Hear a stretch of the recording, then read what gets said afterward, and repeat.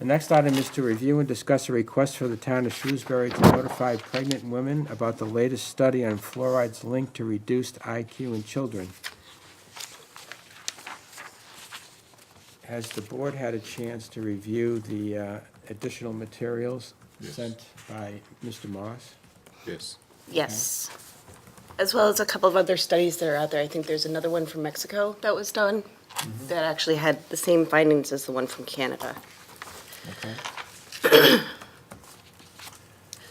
Well, I guess in order to start off the discussion, I have gone through all the materials, and I see the concern there. The main issue I have with the process is that I'm not sure that it's appropriate for a local board of health to be reviewing, technical health studies and then acting on it without getting input from, let's say, more authoritative sources like the State Department of Public Health or the federal CDC, Centers for Disease Control. It just, I rely on the expertise, since we belong to the Alliance, the expertise of the City of Worcester and the State Department of Public Health. And, I haven't seen any input in this regard from those entities. So that's my first take, as well as looking at the studies. There are still some uncertainties related to that prevent me from wanting to do something like this in the first place. Any further discussion? And I would share your concerns. Probably one option is to have some of this material sent over to the Worcester Alliance or the State Department of Public Health for their input. Maybe one way to address what you brought up, which I think is a very cogent point. And number two, I think many governmental agencies, including at the federal level, have not come out and endorsed all of the findings, probably because the literature has been relatively equivalent about it, and there has not been conclusive data one way or the other. So while the concern has been raised, and I think the studies do raise the same concern, but there has not been conclusive data to equivocally state that it is a risk. So at what point is the threshold to notify people? And that would be where I would defer to bigger minds as well. So I share your sentiments. I am curious as to whether or not this has been presented to OB or pediatricians and gotten some feedback from professionals in that area. I don't know. So, good morning. Good morning. So I'm happy to, on the board's behalf, raise this concern with Mass DPH. And certainly, we have a medical director, Dr. Mike Hirsch, who is a pediatric trauma surgeon at UMass, but obviously looks into medical issues such as these and concerns.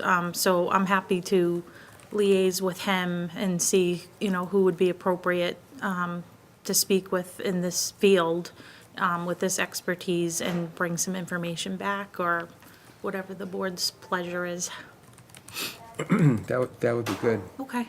Because, I'm reluctant to issue basically alerts to the town, based on reading a study or a few studies.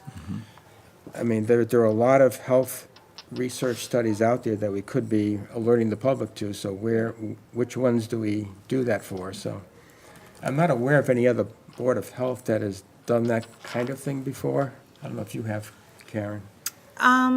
Mostly any alerts that we would, want to alert the public to, we heed that from the Massachusetts Department of Public Health, or, certainly Triple E, Right.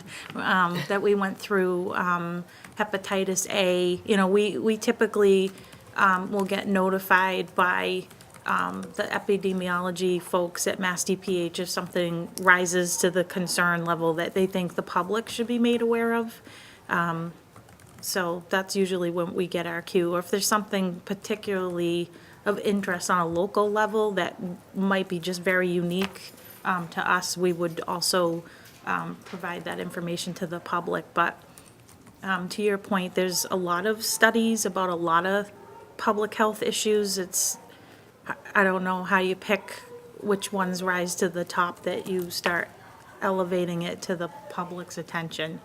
But as far as I know, this, and again, I've been gone for 4 months, but I don't think in that time there's been any kind of statement like that made from a Board of Health about this particular issue, but just the big ones that we dealt with this year around, like I said, hepatitis A or triple E.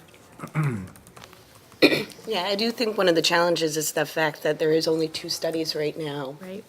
supporting this. And I do believe there was a professor at the Harvard School of Public Health that actually had reviewed the studies, felt that the more research was definitely necessary, you know, to be able to support making a statement about it.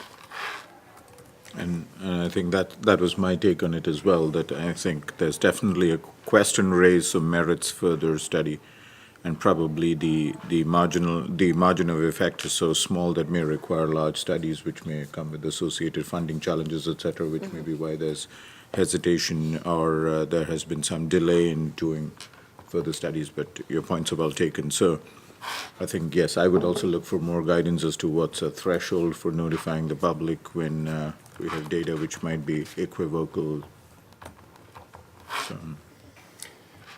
So at Some this, guidance from the Mass Department of Public Health, as Karen has offered, would be a great way to continue to keep this on our radar. Yeah.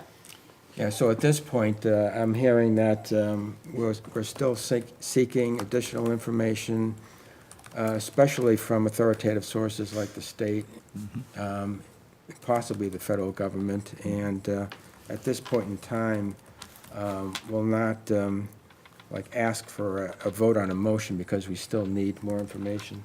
Correct. We can defer. Is that okay? Yes. Yep. Okay.